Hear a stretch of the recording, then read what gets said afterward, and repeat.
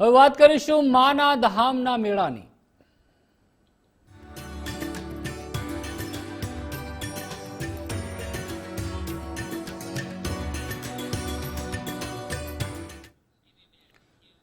તો કેબિનેટ મંત્રી ઋષિકેશભાઈ પટેલની અંબાજી કેમ્પોની મુલાકાત તેઓએ લીધી હતી, જેમાં અંબાજી જતા પદયાત્રીઓ માટે કેમ્પ શરૂ કરાયા છે। ત્યારે વિસનગર ખેરાલુથી સતલાસણાથી અંબાજી રૂટ પર કેમ્પ નાખવામાં આવ્યો છે, જેમાં સમગ્ર રૂટ પર પદયાત્રીઓ માટે કરાયેલી સગવડોની સમીક્ષા કરી હતી।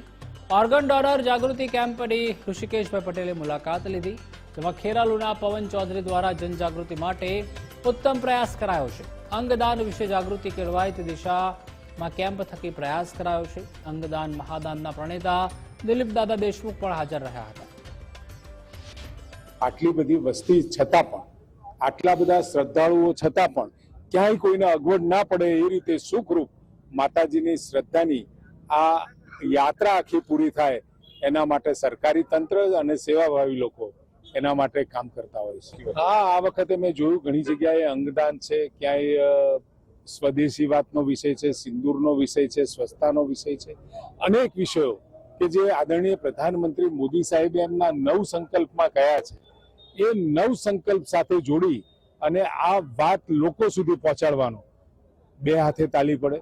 સરકાર ગમે તેટલો પ્રયત્ન કરે, પરંતુ નરેન્દ્રભાઈ પણ ખૂબ દિલથી જ્યારે દીકરી ભણાવવા અને દીકરી બચાવવાની વાત ગુજરાતમાં કરી હતી, લોકોએ એને ઉપાડી અને એના કારણે એનું પરિણામ પણ મળ્યું। તો આ રાષ્ટ્ર ખૂબ ઝડપથી એમની ધારણા કરતા પણ વહેલું વિકસિત રાષ્ટ્ર બને એ કલ્પના સાથે ઘણા બધા સંઘોમાં આ પ્રકારની થીમો આપણને જોવા મળે છે।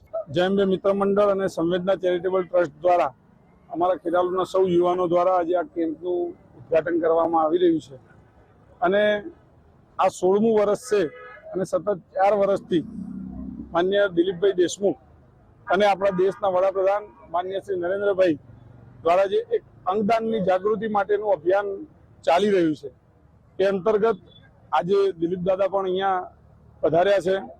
હું એમનો પણ આભાર માનું છું અને લોકોમાં અંગદાન માટેની જાગૃતિ આવે, જે એક સેવાના ભાવ સાથે આ કેમ્પો ચાલી રહ્યા છે, એની સાથે સાથે આ એક જાગૃતિ પણ થાય એવો એક અમારો પ્રયાસ ચાલી રહ્યો છે।